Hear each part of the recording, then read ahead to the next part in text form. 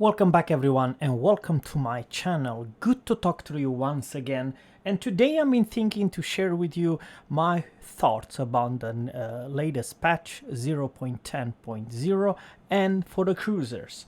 Now here's the deal guys, cruisers wise I believe that it's bigger gap than ever. I am talking about the new captain's build for some cruiser versus there are this at least three kind of builds, like the classic build, the no concealment build, and of course guys, the one skill that I very much would like to talk is that a skill that only benefits couple lines. Now this is the Mogami. It's kind of a weird looking, but it is the Mogami with this awesome or badass camo. Now, here's the deal. This ship, Mogami, used to be my to-go ship cruiser 5 years ago. We didn't had a lot of nations. We had the US and, of course, the Japanese one. Now, you could have her range at 18.1 kilometers. It's not the case, and that it's a problem. She is literally as big, I'm talking about how big this ship is, as long as the turrets. I know, sounds weird. She is as big as a battleship. You if you have a good battleship aim, you can literally nuke her for days. And the biggest problem with this new type of meta, everybody it's sniping, is because the battleship, especially the French one, and you know, there are quite significant a lot of battleship with more than 20 kilometers range. Some of them they have OPiness of 24. What I'm trying to say is that you can strike a cruiser cannot strike you back. However, it's because you lack in range. Yes, so let's talk about Mogami's range. For that, I will go with the upgrade range. The highest you can get it's 15.7, right? And there isn't any other perks, any other skills there. You can increase this range. You're stuck with this. And same story with if you're playing with Otago. Let's go for it. The only downside with Otago, I love this ship, it's of course the same story, 15.8 kilometers, and once again there isn't any perk. You cannot increase. Yes, you can do it with the Zao. Zao in some cases actually been buffed, but I'll talk about this captain's perk right now. But guys, this is a tier 8 Mogami, and Otago has this 15.8. But if we are going back to tier 5 cruisers, you're gonna see the biggest benefit in this patch, it is the Italian and the Soviet cruiser, and I am telling you why. We can actually go to a tier 5 Soviet cruiser with the name of Murmansk. Murmansk range is 14.8, but that is not the truth. You have 14. She's a tier 5, crying out loud. So you see here between a tier 5 cruiser and a tier 8 cruiser, it's laughing exactly 1 kilometers. Yes, she's squishy as all hell, and probably very much like to say that she's a paper, you know, same story with Omaha and other Omaha class premium ships. However, she has this spotting aircraft, and how is that? I have freaking 7 charges. Let's talk about 19 points captain. And this is my Grozovoi captain. Who that guess? So I want to level up him to at least 20, or why not 21 points. So I went for the main battery traverse speed. I do highly recommend you to have it, especially in this cruiser. I'm talking about the Murmansk or Omaha class. And well, you know, this is the buff I'm talking about. Eye in the sky.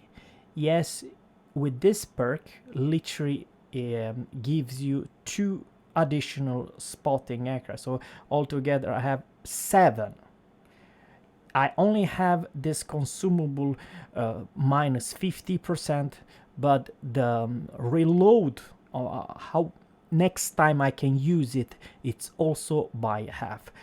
Normal cases without this perk, your spotter plane, it's every 4 minutes, and 4 minutes, it's too darn long time. Now I can cut it. I do believe it's exactly 2 minutes. So 2 minutes, it's workable, guys. Yes, I do not have as long as I'm talking about the spotter plane. It's not in the air all the time. But guys, with this spotter plane, I do have one hell of a awesome range. I do believe what it's this range. Let's go back to talk about plus 20% range. So I have close to 19 kilometers or close to that, right? For tier 5, this is not good. It's awesome good, and you do reload your main guns every. What is the main armor? You reload in every 7 seconds. So 7 seconds, and you have close to 19 kilometers in range. And the same story is with all Soviet cruisers, guys. And let's talk about another. Just make a point. Molotov, the same story, and Bugioni. Bugioni has one of the longest with whopping 16.6, so further than, let's say, the damn Mogami. That's the only problem with Otago Mogami, is the damn range. But guys, that is not the case, because when you pop this one, the same story over here, I do have 6 charges, and who that guess, I have close to 20 or more than 19 something kilometers. And here's the deal with Bugioni and Molotov. They have both rail guns. You have this whopping 950 meters per second. You're so fracking flat. Hitting a battleship, it's not impossible. Seriously, guys, I'm not joking what I'm gonna say right now. This thing, it's a sniper like no other cruisers. And you think that you can buff your Dallas or your Japanese cruisers, and the answer is no. You're stuck with whopping 14.3 kilometers and slow shells, and everything is so freaking unfair. The only one you can benefit is definitely the Japanese, and by the Italian one. And with the Italian one, it's in some way even stronger and more benefits. Let's talk about the Italian one. I do have one single Italian. I will, by the way, grind the Venezia line. Same story over here, guys.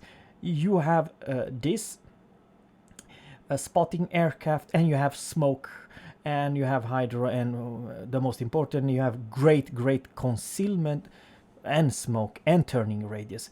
And what it's the 900 meters per second. Sure, it's not quite Soviet, but guys, 900 meters per second are not bad, and the range is always fantastic, or it's not so fantastic. It's in the average of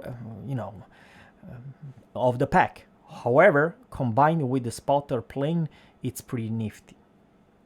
Now, no other nation beside the Italian and Soviet one at mid-tier, I'm talking about tier 5, 6, 7, have this spotter plane.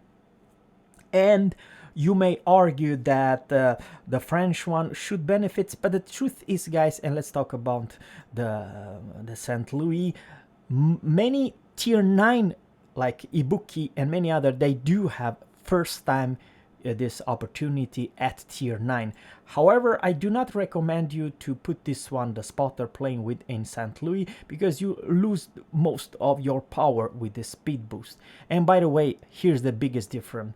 You have freaking 18.3 kilometers, which basically means that St. Louis has the most furthest at tier 9, one of the longest range of all cruisers. You know, a Mogami can only dream about 18.3. I know she's a tier 8, but the point is, it's not that big of a buff when you already have 18.3 and you are pretty fast, and when you have the speed boost. So probably it's over here. I do not recommend to spotter aircraft when you already can increase this range more than 18 kilometers. But the truth is, and this is the really sad part, guys, no matter what you do, the hell you're doing, you cannot increase your damn range. And one of the shortest range has, of course, the US light cruisers, and also the Japanese one. But also the Germans one, keep that in mind, guys. The Hipper, for instance, it's not bad, 17.7, but you cannot, I repeat, you cannot increase your range. And that's awkward, guys, because the truth is, here's the deal, guys, and this is my honest opinion. The Italian and the Soviet cruisers, thanks to this quirk, they have it, they are, together with this type of perk, more useful, and you will do more damage. And for Bujon, it's broken in that regard. You have close to a battleship range, for crying out loud, and 950 meters per second. But at the same time, one of the most highest percent to put your enemy on fire. This is broken in that regard. Now I should definitely have this one. It's Alexander Nevsky, yes, captain, but for I cannot change it because it's literally my Alexander Nevsky's build, you know what I mean. But once again, you can take another type of captain if you do have. And same story with this Bugioni. She's a tier 6 cruiser with a tier 9 guns, go and figure. 920 meters per second, maximum range, it's 15.2, which is alright-ish for tier 6. However, you do have the spotter plane, which makes this combination 920 meters per second with this very high percent put your man on fire. Almost every single salvo most likely will put you on fire. How's that? The percent put you on fire is 6.5, not the highest. I thought it was higher actually. But the truth is, guys, here's the deal. You have a range and a guns can most of the cruisers can only dream about. And there's nothing you can do. It's unfair to say that, but the truth is, and this is my honest opinion, that's the reason I'm making this video. The Italian cruisers and the Soviet cruiser has been buffed. Thanks. Oh, by the way, you can put this one. The spotter aircraft modification one gives you plus 30%. So I highly recommend to do it in all Soviet cruisers and Italian cruisers if you want to buff even further and have more range and more time to do your job, daka to your enemy and snipe from very far away, because you do have the guns. And now let's talk about the ship that I personally believe that she's stronger than ever.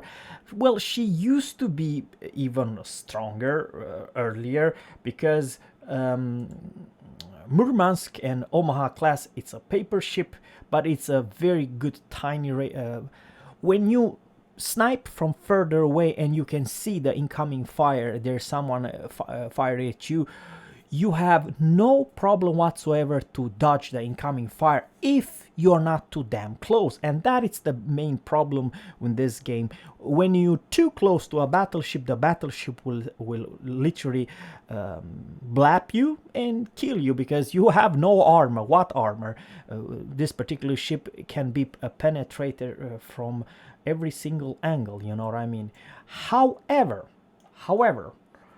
how you played, especially the Italian, but also this particular ship, it's definitely, you maneuver. You have one of the best turning radius and rudder ship. Just look at this rudder ship. It's freaking destroyer rudder shift time, and also turning radius. It's fantastic. What I'm trying to say is that if a battleship are engaging you for, let's say, more than 15 kilometers, good luck hitting Italian cruiser or this particular ship. How's that? It's easy to dodge, and it will not even on the other hand, if you play it right, you can shoot the battleship all day long and trying to avoid the incoming fire. So this is how you play. But the problem is that not all the cruisers can do that. They do not have the damn tools to do that. The difference between a sniper from further away with awesome range and at the same time very small chance to receive that citadel damage and blew the ship up, and you only play there for a couple of minutes and then you have to go to the next game because there were 2 battleship aiming at you and you're freaking gone into salvos. It can happen, but only if you play there right. It won't happen, you know what I mean? You're too damn maneuverable, and for Italians you also have the smoke. So I did play a couple times with this perk, guys, and I definitely see that it works.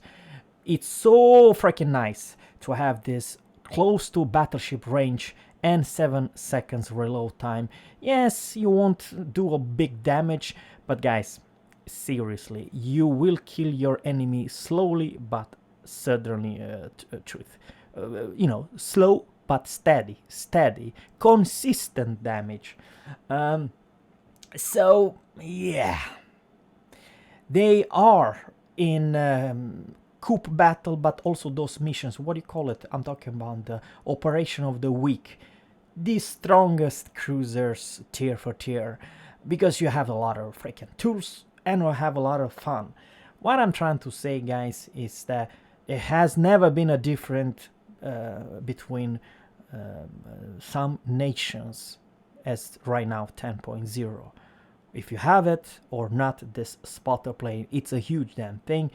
And frankly, the way the battleship's captain sniping away from further away, never gonna push, and so on, it even happened in mid tier, so tier 5, 6, 7, and so on.